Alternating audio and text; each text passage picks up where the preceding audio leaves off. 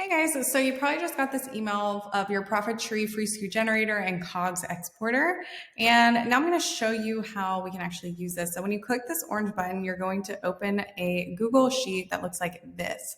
Now, before you start, the very first step is that you have to make a copy of this because this is only shared with you on view only. Otherwise, you're going to edit it and everyone would be able to see results. Well, actually, you're not even able to edit it. You have to come up here and hit file and make a copy so then you can begin using it for your own use.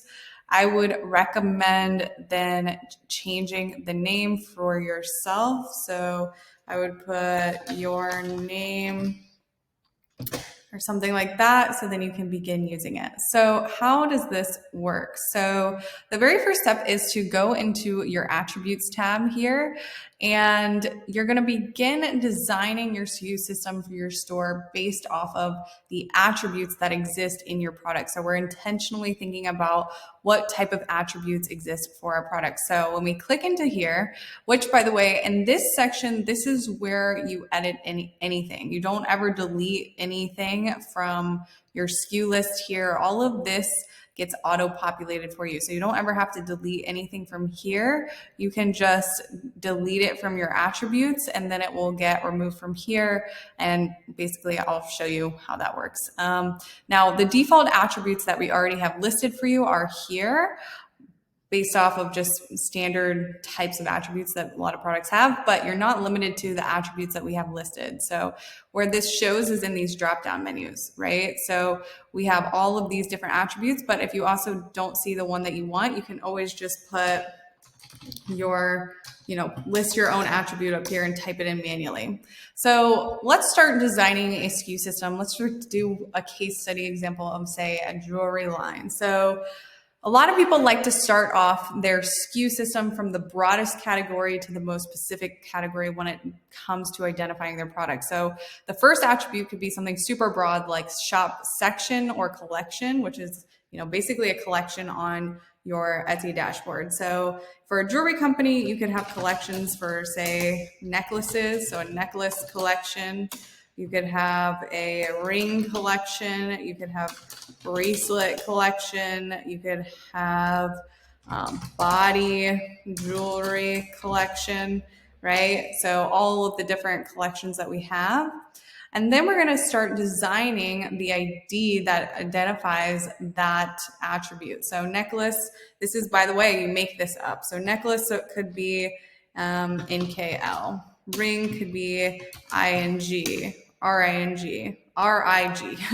Bracelet could be BCT. Body jewelry could be BJY, right? By the way, you can't have two IDs for two of the same IDs for different attributes. So if I come in here and put BJY, right, it's going to give me an error message because you can't have that. Also note that you don't want to ever copy and paste. So you don't ever want to just like copy and then like paste stuff over. You don't want to break the tool that way. So you also don't need to do that. So you shouldn't need to copy and paste anything since everything should basically be unique. So now the next attribute, we could say maybe it's the product type. We're getting a little bit more specific. So for necklaces, maybe you have a chain necklaces.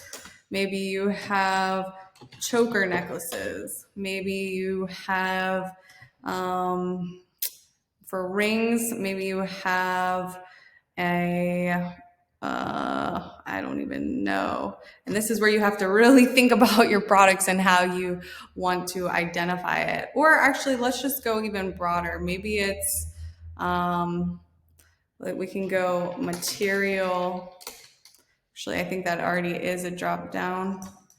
So if the material, maybe you sell gold and silver and rose gold. So you can have gold and then maybe silver, right? And now we can go a little bit more narrow where it could be the product type, where we have necklace. So we have the chain, we have a choker, maybe for the bracelet, you have a tennis bracelet, maybe for the, you have a beaded bracelet, like a full beaded bracelet. Maybe you have for body jewelry, maybe you have body chain, maybe you have belly ring, maybe for earring. Oh, we don't even have earring, but earring, you have hoop earrings, dangle earrings, stud earrings, right? So you would just want to go in and identify all of that. So gold, we could do GO, silver, we could do SL, right? I would say anywhere from 1 to 4 characters for your codes is meaningful. And, when you start building a SKU system, what's going to happen when you start fulfilling your items, you're going to be able to remember your SKUs that much faster. So chain, I'm going to fill in these so we can speed up this video. Okay, so now I have created all of my attributes. So we have shop section, material, the product type, the size, the gauge, the width, and then I even added if it's personalized, yes or no.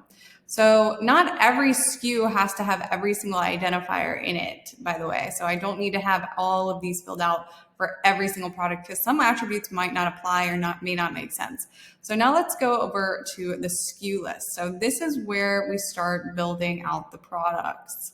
So as you can see, as I start identifying what it is, I can say it's a bracelet, it's a gold bracelet, it's a tennis bracelet, and you can see how on the left here it's building out the SKU for me. It is a 7-inch bracelet. There's no gauge on the bracelet because the bracelet doesn't have a gauge because we just use that for body jewelry. The width is going to be I'm going to say 2 millimeters.